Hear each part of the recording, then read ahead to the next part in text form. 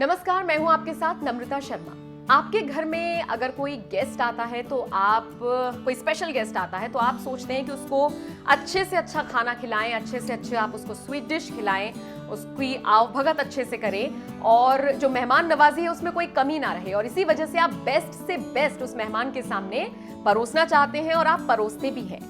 और आपके इन्हीं सारी चीजों को संपूर्ण करता है बीकानेर वाला। हम प्रमोट नहीं कर रहे हैं, लेकिन आज हम आपको बीकानेर वाले की कहानी, इनके जो ऑनर हैं उनकी कहानी बताएंगे और आपको बताएंगे कि कैसे बाल्टी में रसगुल्ले भरकर ये जनाब निकलते थे, जो कागज होता है उस पर कैसे ये अपनी भुजिया लेकर निकलते थे और सालों पहले शुरू हुआ ये सफर आज किस तरीके से एक ब्रांड बन गया है, ये आज हम आपको बताने वाले हैं।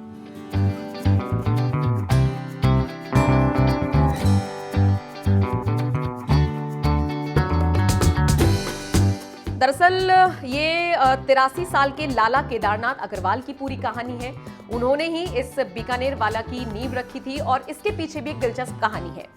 दरअसल हुआ ये कि 1955 में केदारनाथ अग्रवाल पैसे कमाने के लिए अपने भाई के साथ बीकानेर से दिल्ली गए तो वहां पर जाकर ना रहने का ठिकाना था, ना खाने पीने का कोई जुगाड़ था। तो उन्होंने क्या किया, एक बाल्टी में रसगुल्ले बनाने उनको आते ही थे, तो उन्होंने रसगुल्ले बनाकर बाल्टी में बेचने शुरू किए।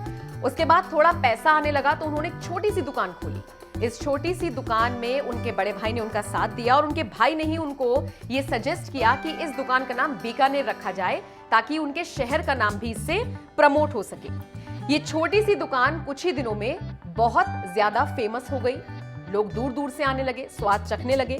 और इस दौरान जब दिवाली के मौके पर मूंग का हलवा, रसगुल्ले और नमकीन बनने लगी और लोगों के बीच जाने लगी तो इसको लेकर लोगों में एक अलग सा क्रेज हो गया, एक्साइटमेंट हो गई। इसके बाद इस दुकान का नाम रखा गया बीकानेरी भुजिया भंडार। उसके बाद फिर इसका नाम चेंज किया गया और ये नाम भी चेंज करने की सलाह उनके भाई ने दी और ये नाम चेंज करके रखा गया बीकानेर वाला।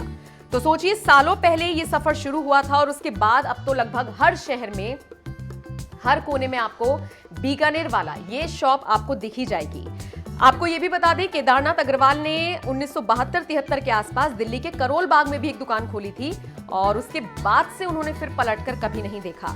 आगे दुकानों की संख्या बढ़ती गई और अगर आपको हम बताएं कि टर्नओवर कितना है इस कंपनी का तो आपको जानकर बहुत ज्यादा हैरानी होगी, क्योंकि 1000 करोड़ से भी ज्यादा का टर्नओवर है इस बीकानेर वाला की शॉप का। तो इसी से आप अंदाजा लगा सकते हैं कि किस तरह से एक छोटी सी दुकान खोली गई, लेकिन सालों की मेहनत के बाद और अपने स्वाद के दम पर कैसे इन्होंने पूरे देश में एक अलग जगह बनाई है।